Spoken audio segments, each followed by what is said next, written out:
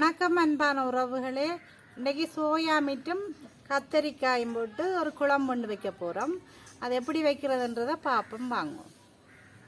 Soya meet 100 gram soya meet. முதல் soya மீட்டுக்கு நாங்கள் உப்பு கொஞ்சம் போட்டுட்டு தண்ணியில் ஊற விடுவோம். ஒரு கொஞ்சம் உப்பு போட்டு தண்ணியில் ஊற விடுவோம். கொஞ்சம் தண்ணியில் ஊற விடுவோமா, உப்பு சுவரி நல்லா இருக்கும். அதுக்காக நாங்கள் சோயா மீட்டை உப்பு போட்டு ஊற விட்டுருக்கோம்.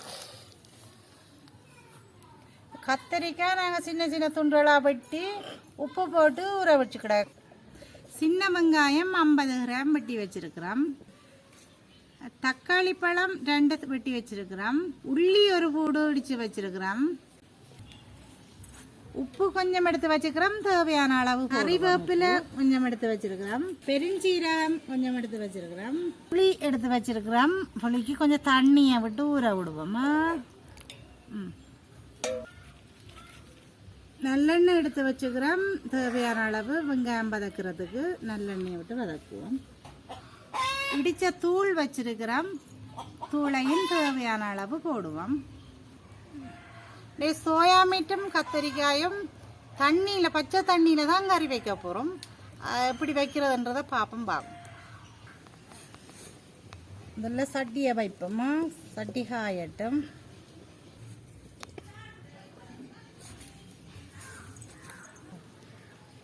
சட்டி காஞ்சிட்டு நாங்கள் நல்லெண்ணெயை விடுவோமா. முதல்ல நல்லெண்ணெயை விடுவோம். சட்டி காஞ்சிட்டு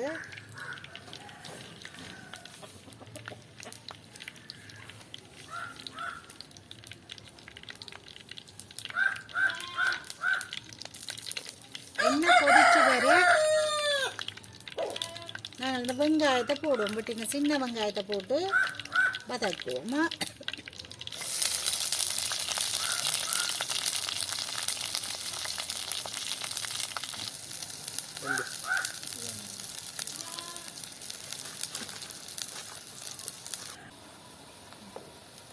பெருஞ்சீரகமும் கொஞ்சம் போட்டு வதக்குவோம் வெங்காயத்தோட.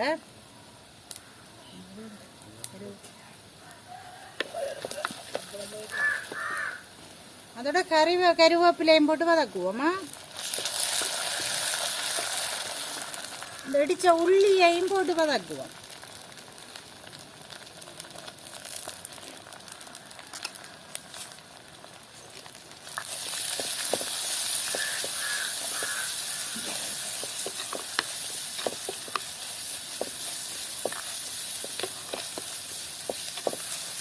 இஞ்சி வதங்கி வேற கத்தரிக்காயை போடுவோம்.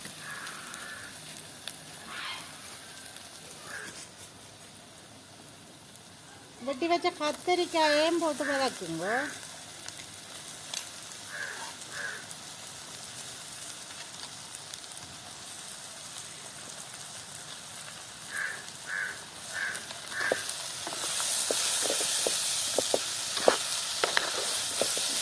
எரிய விடாமல் வதக்கி கொண்டு இருக்கணும்.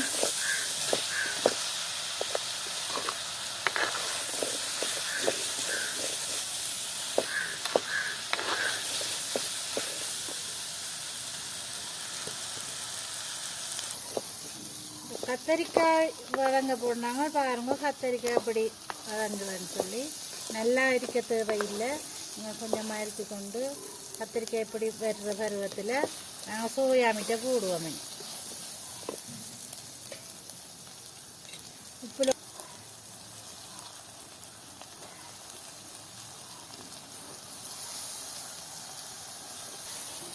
பாருங்க சோயா மீட் போட்டு வதக்கினாங்க. கத்தரிக்காயாக சோயா மீட் போட்டு வதக்கினாங்க. இனி இந்த தக்காளி பழம் வெட்டின தக்காளி பழத்தையும் போட்டு வதக்குவோமா.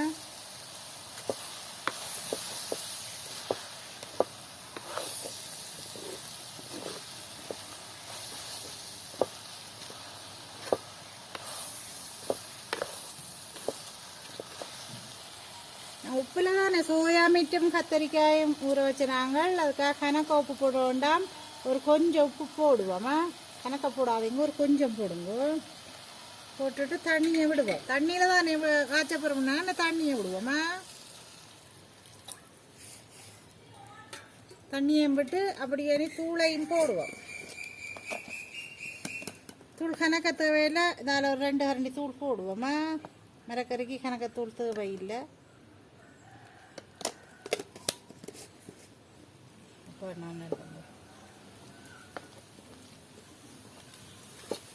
எல்லாருக்கும் புளிய விடுவோமா.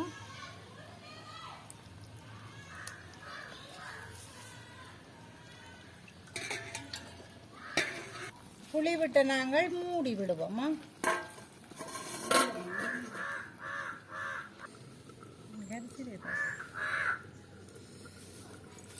மூடி வச்ச நாங்கள் திறந்து பார்ப்போம். பார்த்தீங்களா கறியை? கறி தண்ணியில் வச்ச நாங்கள் பால் விடாமல் கொஞ்சம் பத்தி வறண்டு வர நாங்கள் இறக்குவோம். கொஞ்சம் தண்ணியாக கிடக்குது. கொஞ்சம் பத்தி வறண்டு வர கறியை இறக்கலாம்.